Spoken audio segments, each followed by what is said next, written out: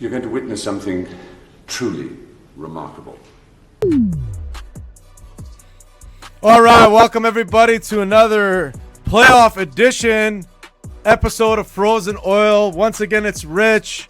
We got Wayner in the house, the real Terry M in the house, Raj in the house, and we are on fire right now because the Edmonton Oilers just took Game 3 with another dominant performance.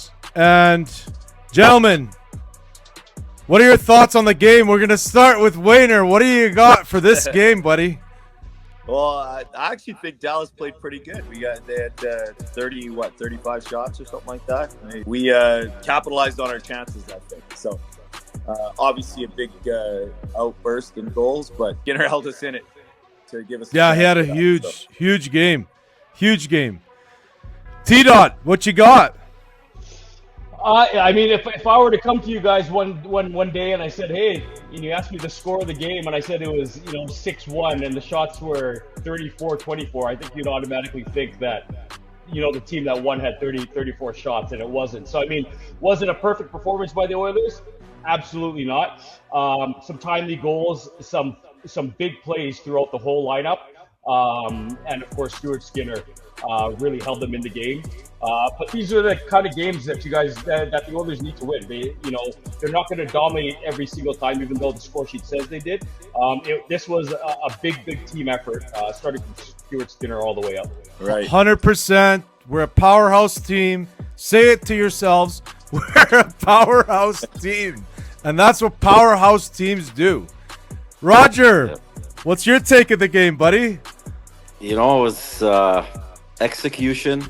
For sure, because they didn't have as many shots, obviously, but they took advantage of those shots. And Skinner, man, that was like a crazy second period.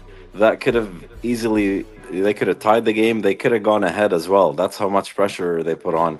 That was Dallas's best period of the series by far. And Stewart gave us a chance, and McDavid really, that 10 seconds left or something, that goal was humongous. Yeah. Although that goal scared me, and you guys know why that goal scared me, right? That gave us a 2-goal lead going into the third. And it's okay. We already gave Snead a few shots. He's never gonna say that again. Wayner, we talk about it all the time. Those last second period goals, they're just backbreaking. Dallas was pressuring. The Oilers were on their heels. Skinner held the fort, and then McDavid just comes in and gets that goal. Those are backbreaker goals, eh? Absolutely. I definitely think that was the most important goal out of our 6. Like, the fact that it was under the last minute of the second, like Raj said, we're in a period where Dallas was kind of dominating us. Great play by Bouchard to hold the line, keep it there. Send it back in. McDavid picks it up. You give that guy that much time and space, he's going to find a spot, and he did. So, all right, we are doing great for time. We're trying to keep these videos as quick as possible. We're so excited. Before we head over to the official stats here, guys, let's take a quick second here to thank everybody that subscribed to Frozen Oil. We're like 2 subscribers away from 900. 2 subscribers away from 900. So hit that subscribe button. Terry, tell them what to do. Let's get to 1,000. Rosals, we love you guys. Please hit the subscribe button, like the video. Again, it's a free way to support the channel. If you guys want to see some more Oiler content, sports content, please, guys, we appreciate all of your guys' support. All right, and I didn't forget my playoff glasses, that's for sure. Let's head on over here to the stats. And, well, we disappeared. There we are. Ooh, there's 4 of us for this one. Cool. I think is that like a first other than trivia's? I think so. All right. So final score, Edmonton Oilers 6. Dallas Stars 1. Shots on goal, as you said, Terry, 34 for the Stars, 24 for the Oilers, but the Oilers capitalized on their big chances. 52 for the Stars in the face-off dot to 47% against the Oilers. They're ahead again. That's the second game in a row. Power play. The Oilers 1 for 3. Let's talk a second here, guys, about the power play. The Oilers power play, I mean, for the most part, that in that second period when they got the two-man advantage for about 18 seconds, plus another power play on the end there for that trip on Draisaitl. It's just not clicking, hey? No, they were kind of brutal today. Although the power play percentage looks good at 33.3, statistics-wise, it looks good. That's why stats don't always tell the story. If you watch the game, our power play looked kind of discombobulated, and we got to fix that. And I'm kind of glad that the Oilers have some things to clean up. It wasn't just a clean win. It was just like, no, we got some work to do. We can get better, and I'm sure they will. I'm not worried about their power play. Shout out to their penalty kill, too. And McDavid mentioned that in his post-game interview. We'll get to that when we get to the Twitter comments in a second. Terry, what are your thoughts on the Oilers' power play? Well, again, this goes back to, I mean, last year, remember, our power play was like hovering around 50% or something ridiculous like that. And I think they set high expectations. This just comes back to the depth of the Oilers, and we're no longer, necessarily a power play team. I think they only have, 2 power play goals on the road in the whole playoff series, but we're a 5-on-5 deep team, right? And you'll spend 4 minutes, 6 minutes maybe on the power play, but you're spending another 50 plus minutes at 5-on-5. So I'm not too worried about it. The Oilers have so much offensive talent that they'll get it figured out, but their 5-on-5 play is why I believe that the Oilers are powerhouse this year. Great. Raj. Yeah, Oilers. Power play at home much better than it is on the road. But at the same time, we learned very harshly last year, special teams don't win you a cup. Right now, there's only one team that has more 5-on-5 goals than the Oilers, and that team is the Florida Panthers. Our nemesis. Our nemesis, and we are on a collision course with those guys right now for a rematch in the Stanley Cup Finals. Let's go. We got 2 more wins here. We don't want to get ahead of ourselves, but 2 more wins, and we are going back. Wayner, we're going back. We're going back. We gotta go back. Block shots, 21-17 in favor of the Oilers. Wallman continues to do his job there. They showed a clip of his shin guards there during one of the breaks there in the broadcast. Giveaways 14-11 in favor of the Oilers. And just to quickly go, I gotta show Stuart Skinner's obviously a humongous game from Skinner. What a game! As you said, Raj, he held us there.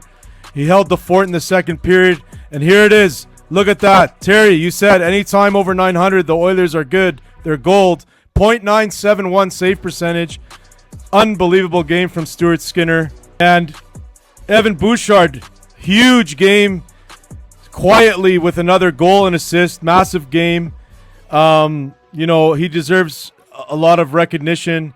And obviously, Hyman with a giant game. 2 goals, 1 assist. For the Oilers to finish 6-1. We do have a cool stat here to look at, courtesy of the real Terry M. Let's check it out. Look at this, guys. Terry, can you see this on your screen? I can, yep. All right. So when you're leading a series 2-1 and you're starting on the road, which is what the Oilers are, teams are 141-89. Nice.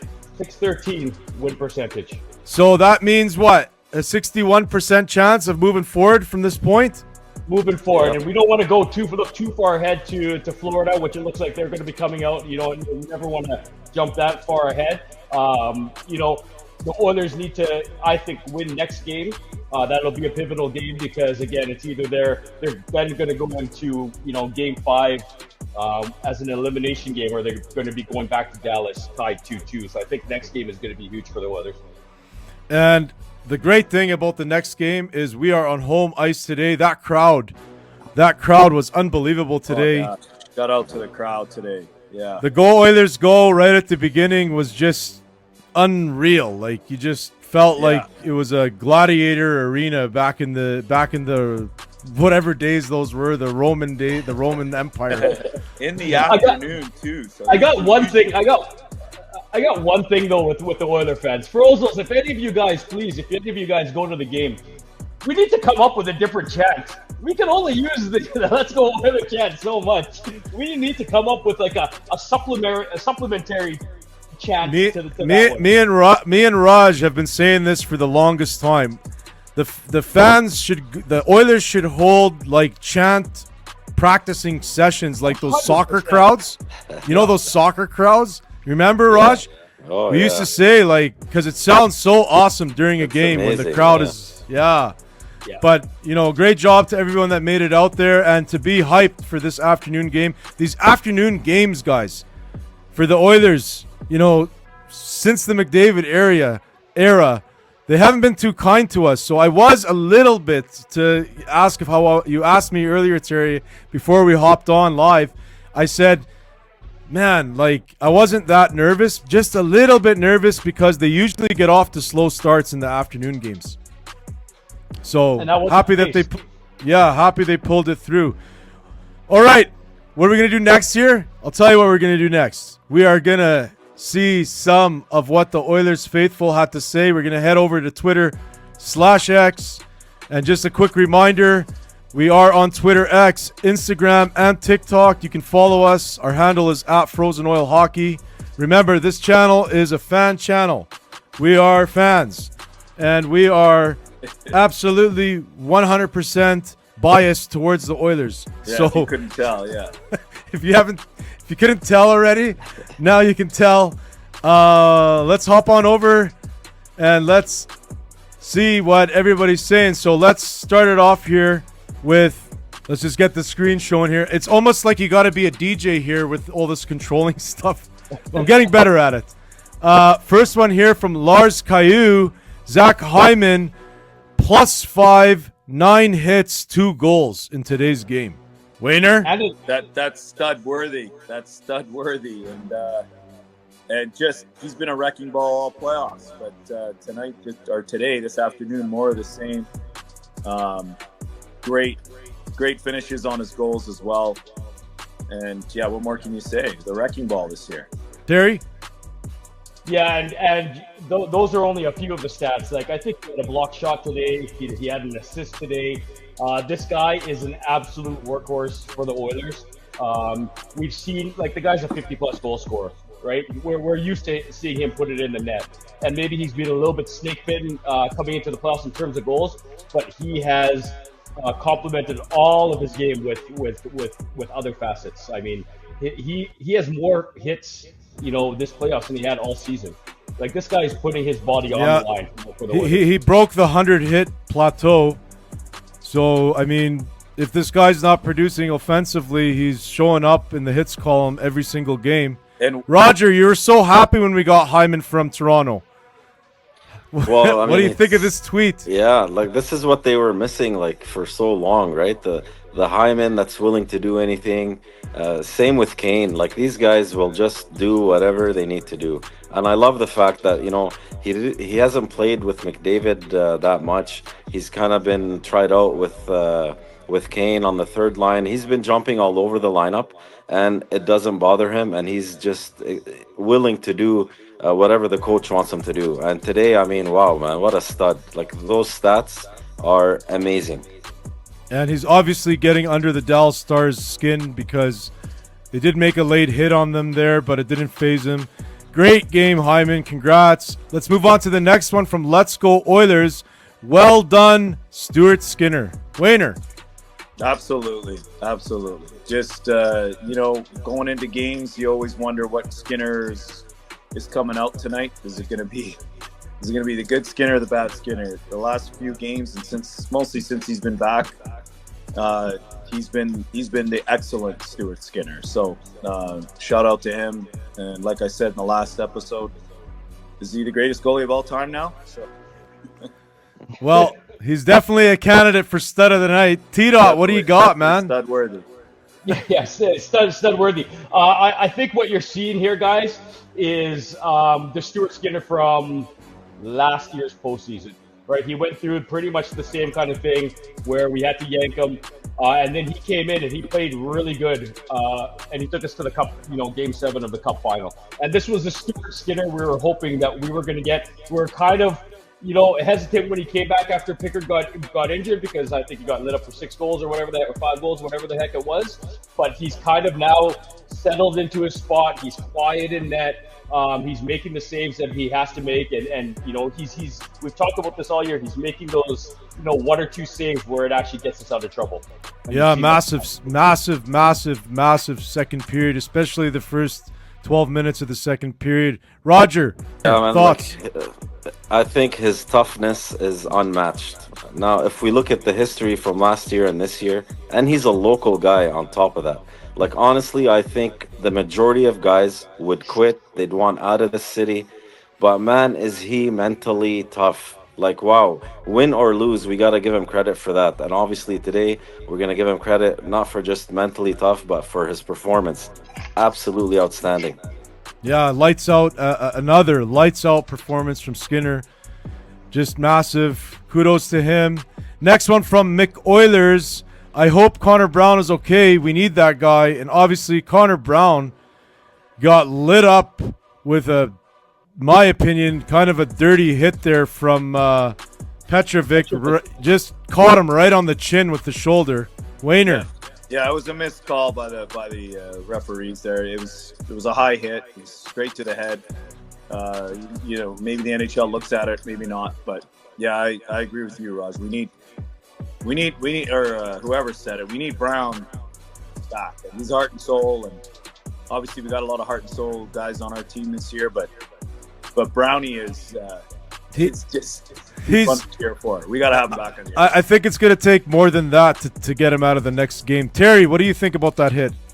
Yeah, I mean, we talked about this, last one where the Oilers just absolutely manhandled Dallas last game. What was the hits, 50-29 or something else like that? Oilers still playing physical. I think there was some animosity, obviously, with Darnell Nurse's slash. So Dallas definitely brought the physicality of this game. So they still got out hit, but you've seen that with Connor Brown. Nuge got, hit from behind, run into the boards. Frederick got a shove into the net. So the Oilers are nursing some injuries. Hopefully none of them are serious. But they got to realize that next game is probably going to be even on a more intense level. So hopefully they're all good, because we do need those players in our lineup. Yeah, 100% agree. Roger, getting a little bit chippy out there, don't you think? Yeah, it's playoff hockey. Honestly, I didn't mind the hit. I love Connor Brown. I think just the size difference made it look worse than what it was. Like, that's the biggest guy, Petrovic, on Dallas. And Connor Brown is, not nearly as tall as him. So any shoulder is going to hit him high. But I thought it was okay hit. And, just like Nurse, I don't think that was a bad slash. Like, just things happen, man. But hopefully, no concussion. No, he's good. He's Wayner, too tough. Wayner, you said you had inside information last game that Brown was already playing. Yeah, he's already hobbling on one leg, right? So he's already kind of battling through an injury already. This just doesn't help, right? But with a little bit of extra time off now to rest, being that this was an afternoon game and we don't play again till Tuesday night now. Hopefully that's enough to get him back in the lineup, and we don't have to worry about him missing. All right, next one from Tyler DT. This easily should have been a sweep if the Oilers didn't shoot themselves in the foot in Game 1. The Western Conference matchup is not a whole lot different than the Eastern Conference one. Dallas is not in this series whatsoever. They got nothing. Gentlemen's sweep. Wayner. Yeah, you know what? It's hard to disagree. The only thing is sometimes those games when you come back and when you lose games like that, sometimes it's a good way to reset and recalibrate, and make sure everybody's on point. And it makes it easier for the coaches in the video room to point out things. So I don't even necessarily think that was a bad thing. I think it was probably a good thing that we learned our lesson after that game, and we all know, everybody knows who watched that game, we outplayed him for most of it, and definitely 5-on-5 we did. So, sometimes those games can help. And look, since then, our penalty kill's been on point, and maybe we needed a game like that to show it. So it's a long playoffs. It isn't going to go perfect. You're going to win some games you don't deserve to win, and you're going to lose some games you don't deserve to lose. So, but for the most part, usually the better team overall during the series comes out on top. And so far, the Oilers they're rightfully leading this series. Great answer. I think I'm just going to skip to the next tweet because we all think the same. Terry, take this one. This one's from Finn.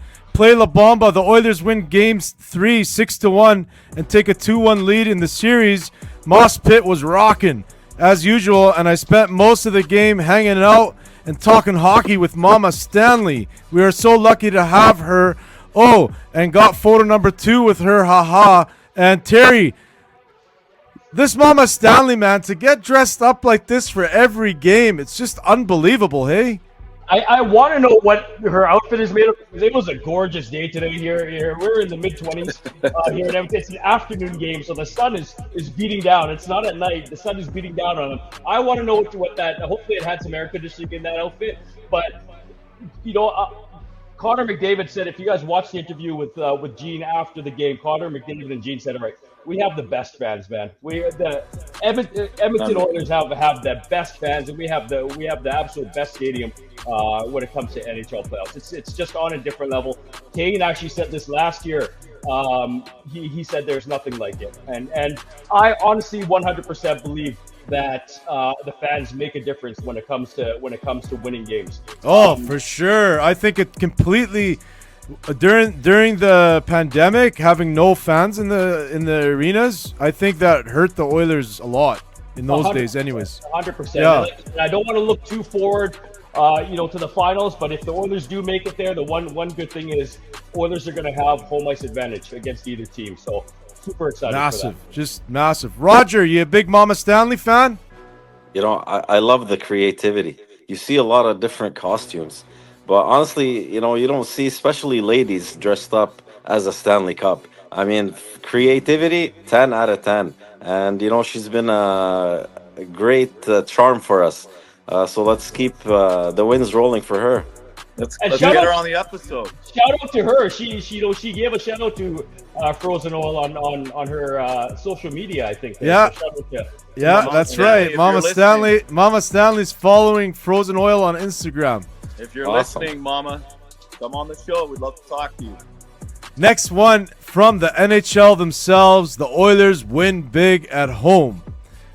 And I just wanted to touch that Game 4 will not be an afternoon game, and it's coming at you at 6 o'clock p.m. on Tuesday. But I did want to put this because look how cool that picture is of McDavid. He's unbelievable. Next one from DNL. This guy takes no prisoners.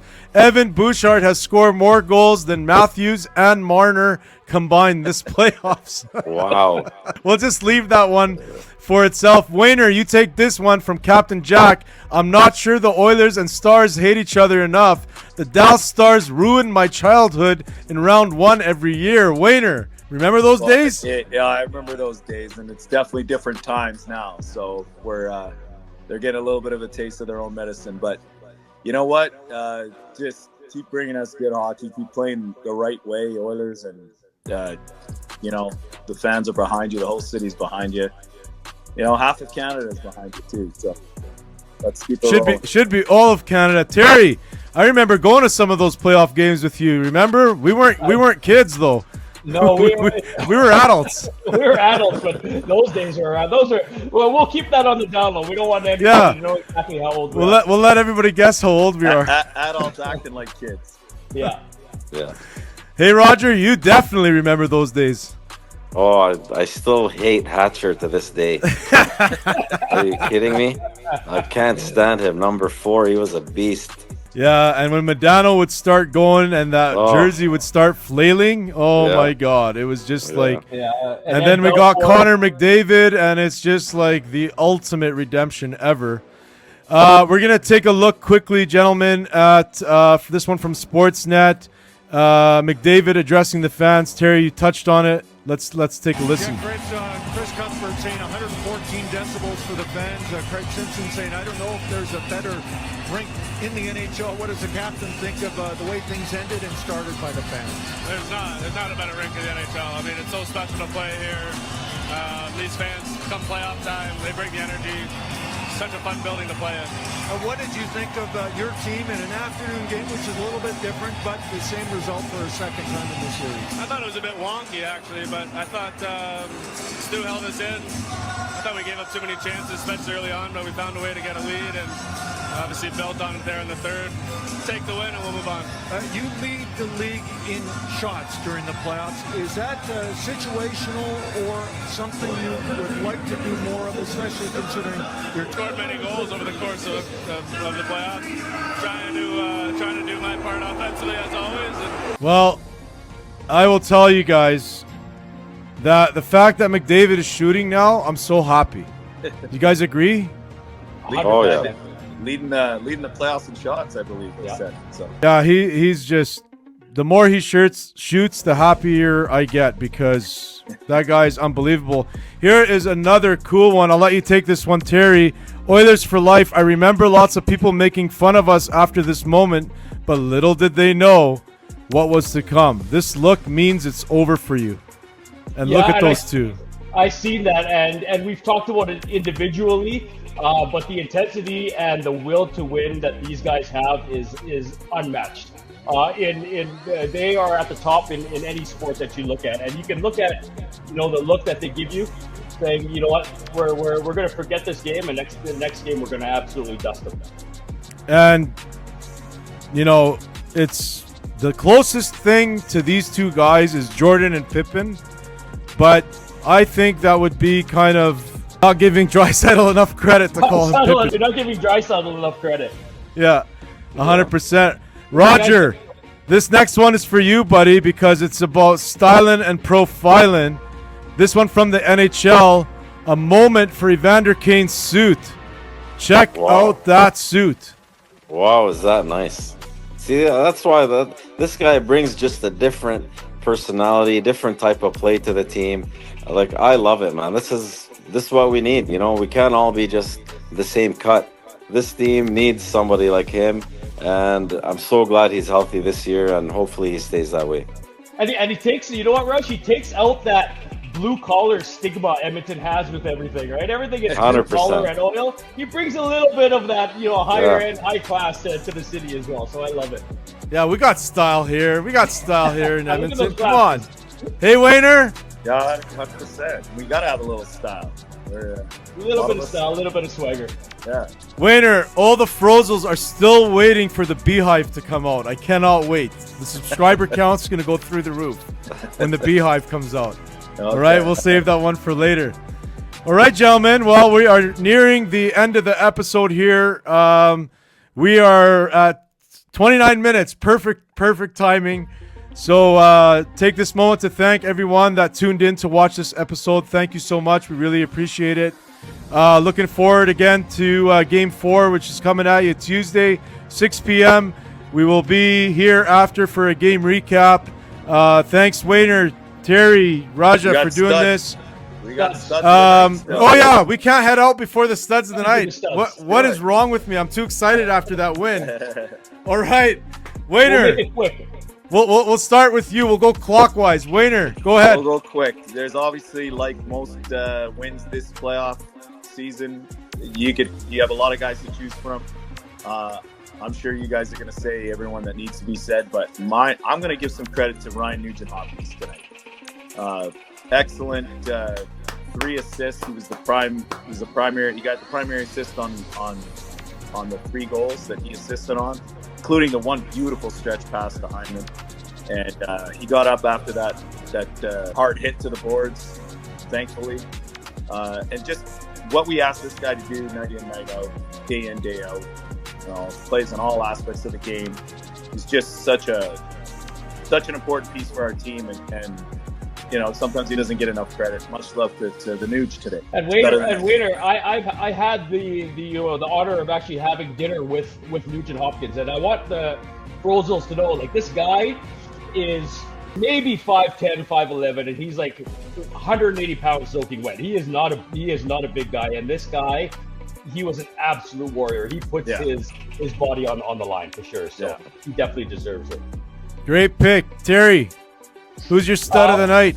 We talked about it. I'm going to be quick. We've already talked about it. I think Lars Caillou, said it. Just look at the stat line. It's got to be, for me, Zach Hyman.